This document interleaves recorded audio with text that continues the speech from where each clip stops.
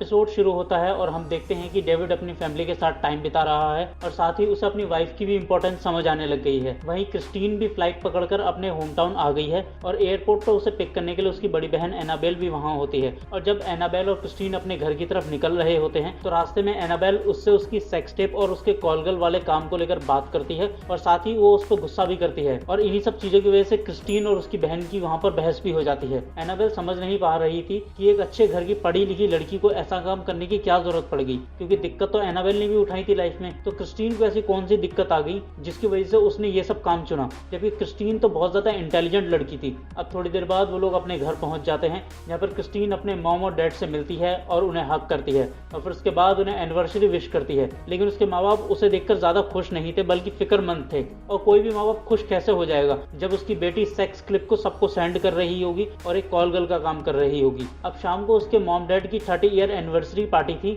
और वहां पर सब लोग बहुत ज्यादा खुश थे और पार्टी को एंजॉय कर रहे थे। लेकिन जब क्रिस्टीन अपनी ग्रैंड मदर के साथ बैठकर बात कर रही थी तभी वहां पर एनाबेल आती है और उसे साइड ले जाकर पूछती है कि कहीं तुम ग्रैंड माँ से अपनी सेक्स टेप के बारे में तो बात नहीं कर रही, क्योंकि हमें ही पता है हम पर क्या बीत रही है। और एनाबेल की ऐसी बातें सुनकर क्रिस्टीन उस पर भड़कते हुए बोलती है कि तुम सच में ये सोचती हो कि मैं ग्रैंड मदर से अपनी सेक्स टेप के बारे में बात करूंगी, और हाँ मुझे अच्छे से पता है कि क्या बीत रही है। असल में क्रिस्टीन से प्यार तो सब करते थे, लेकिन क्रिस्टीन की इस हरकत की वजह से और कॉलगल वाले काम की वजह से कोई भी परिवार का सदस्य उसे अपनाने को तैयार नहीं था। और फिर पार्टी वाली रात क्रिस्टीन की मॉम रोते हुए उसे ये बोलकर चली जाती हैं कि तुम्हें क्या लगता है, तुम्हें इंटरनेट पर इस तरीके की स्थिति में देखकर हमें खुशी हुई होगी? तुम्हें पता है जब तुम पैदा हुई थी तो तुमको लेकर हमने कितने सारे सपने सजाए थे, तुम ये करोगी तुम वो करोगी, लेकिन तुम कर क्या रही हो ये सब? और अगर तुम्हें यही सब करना है तो जो तुम्हारा मन करे वो करो, हम तुम्हें नहीं रोकेंगे। और फिर इसके बाद क्रिस्टीन की मॉम वहां से चली जाती हैं। और अब एक तरीके से पूरे परिवार ने क्रिस्टीन को नकार दिया था और ये चीज क्रिस्टीन को समझ आ गई थी कि जो काम ये करती है उस काम में कोई भी उसका साथ नहीं देगा, चाहे वो कितना भी अच्छा कर ले,